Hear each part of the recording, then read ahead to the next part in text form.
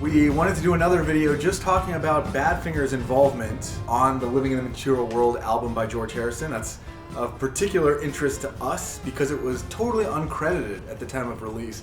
And over the years we've had some speculation. I recently did a Badfinger wish list video where I said I want to have this release, and here it is. My prayers have been answered. Thank you, George. We thought we'd kind of go through, now that we have all these details, kind of just explore what Badfinger's involvement was that is now clear after all these years. The first track on here, which is kind of separate from the rest of the album, is Try Some Buy Some.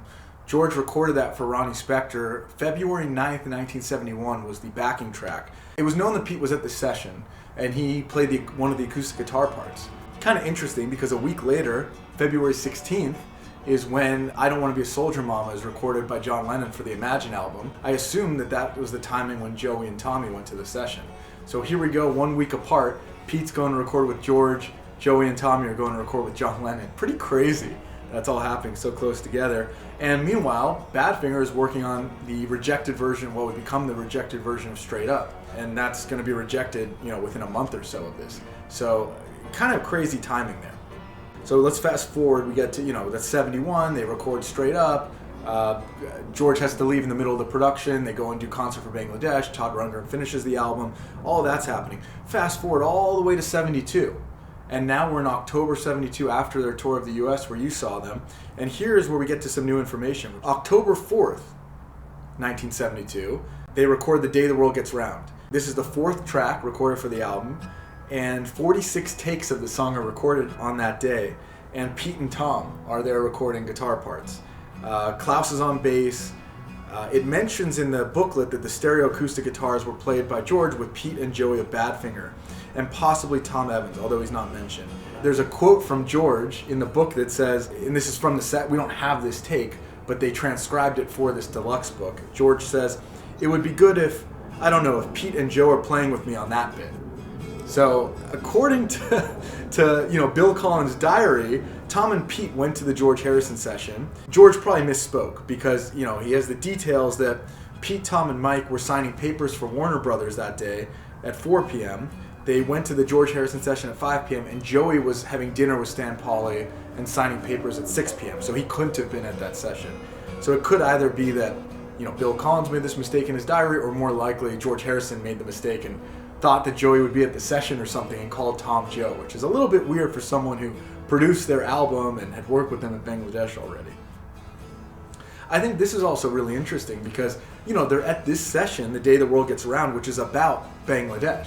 Is that maybe why George thought of calling Pete? Or, why the day before that they record The Light That Has Lighted the World. The day after they record Living in the Material World. Why is he calling the Badfinger Boys for this particular track and nothing else for another week? It's kind of bizarre. So then the next one, again, they record more songs each day, and a week later on October 11th, 1972, now it's all three. Pete, Tom, and Joe are all on Don't Let Me Wait Too Long. They record. That's amazing. Yeah, they record 49 takes of the song that day. And again, Klaus on bass, Jim Keltner and Ringo on drums, Gary Wright on piano, Nicky Hopkins on harpsichord, and George that's on the acoustic. alumni of the Concert for Bangladesh. A lot of them. Part, Yeah. And on this one, we got George Harrison on tape addressing them directly again, saying, "Pete and Tom, Joe, where's the fingers? Fab fingers," he says to them. And you had mentioned George calls him Joe here, which is pretty consistent in the Badfinger and Beyond book. Joey mentions different quotes where George took him out to a concert and he calls him Joe. What are you doing? Yeah. So very consistent. And this one is confirmed in Bill Collins' diary. All three of them were at the session at 4:30 p.m. They were on another track. I don't know why it was never mentioned by any members of Badfinger in any later interview, but I guess, this was kind of an obscure song. They recorded some simple chords one day in a studio. 9 months later, I guess, the album comes out. They might not have even recognized it because it has overdubs and all this stuff on it, but they are on three. Pete Ham's on 3 songs on this album. Joey's on one of them, Tom's on 2 of them. All these backing tracks, except Try Some Buy Some, were recorded in a 2-week period. Badfinger were there on 2 different days for 2 songs.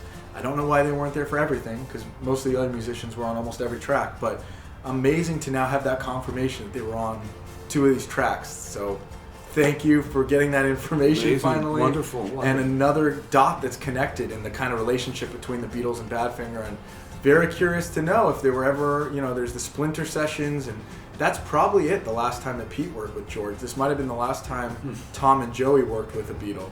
It's reflective of just the esteem in which the Beatles, even they may have not gotten their name straight, but they knew these guys could play guitar, and they it was perfectly fine to put them when they needed an acoustic backing. After all these years, I look and I say, well, if the people considered the most successful commercial band ever held these guys in that high esteem, then we were on the right track with loving them as well, Badfinger, because here's George using them for sessions, here's John using them for sessions, Paul launches them with Come and Get It and really schools them and picks out Tom to sing, and after that kind of each of the Beatles, they at one point or another had some involvement with, which is amazing. It don't come easy. George and Ringo. It's amazing to me, a band as big as the Beatles or George Harrison on a #1 album for 5 weeks, and you go uncredited for 55 years or for 50 years. I don't know how that's even possible. I mean, and it wasn't like Eric Clapton on the White Album where it's like, oh, it's an issue of copy. You know, they're signed to a different label or something. They were on Apple at the time this album was released. Just put their name on that. Part of the Badfinger conundrum, that they were that talented and were in the heart, what should have been the heartland of the greatest environment that could ever be for a group starting out to create, and they had success.